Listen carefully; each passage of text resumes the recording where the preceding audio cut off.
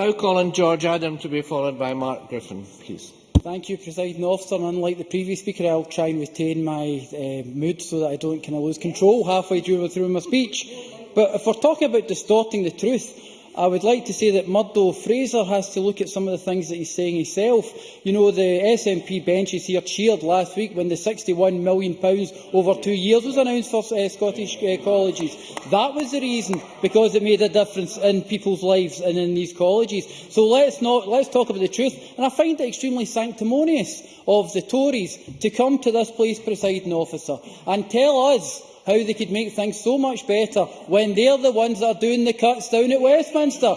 They're causing the problems. Robin Parker from the NUS has already gone on record in the Education Committee and earlier on in television and said that the current market situation with the universities has been caused by the Westminster fees. That's what's caused the problem. That's what's caused the issue. So to listen to some of the sanctimonious nonsense from the opposition parties is just complete nonsense.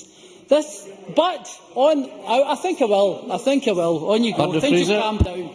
Does he blame the Westminster Government for the fact that participation rates in Scottish universities from those well-off backgrounds, those less well-off backgrounds, are poorer than they are in England and Wales? Whose fault is that?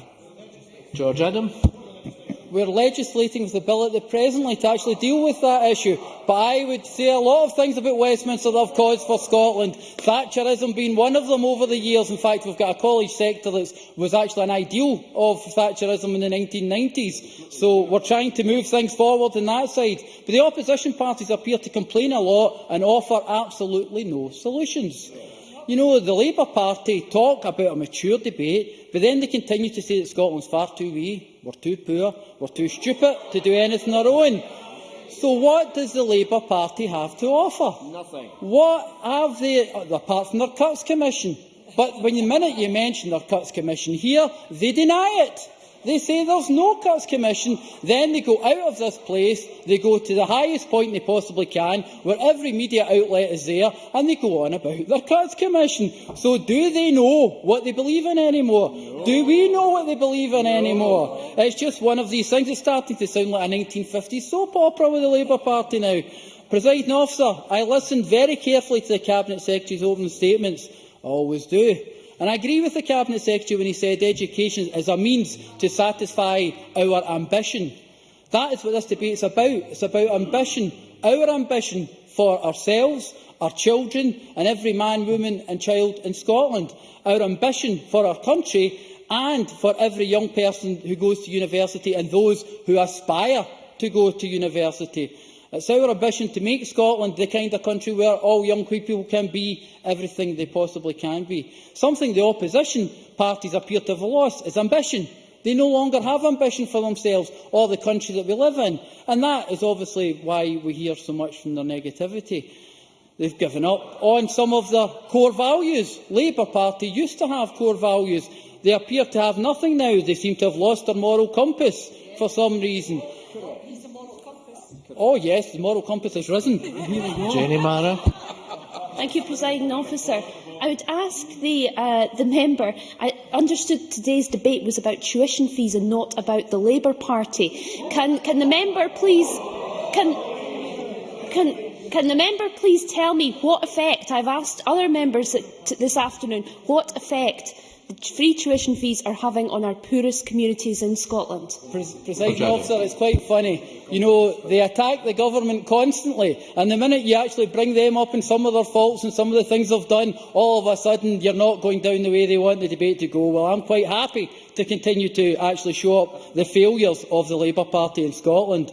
But Scottish higher education should be free, and I was quite proud as a candidate in Paisley in 2011 to stand there and sign it, as did all the Renfrewshire members that were in the Labour Party and in the SNP as well. Mr Henry was one of them as well. And they believed that higher education should be free. So what has changed?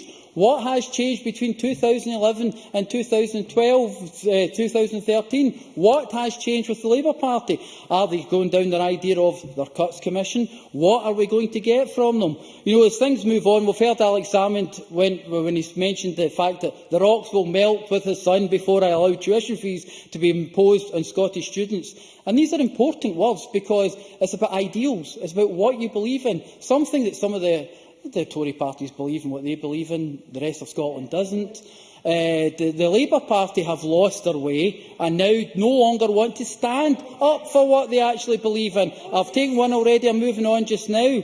So we've got to sit here and we've got to say Robin Parker, then US Scotland President, said, with tuition fees, if Labour, well, that is our policy now, we will have no hope of ever making university open to the people from all backgrounds.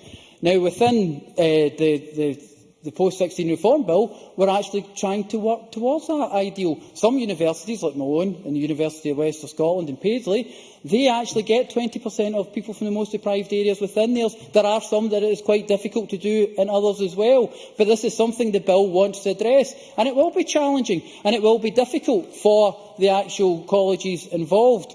I would say the difference in this debate is between actually having the ideals and the belief that Scotland can be an ambitious, better country, and doing everything we possibly can for our young people and ensuring that they have the future they deserve.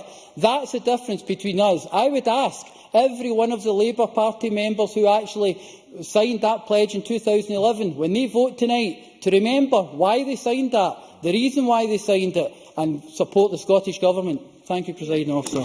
Many thanks.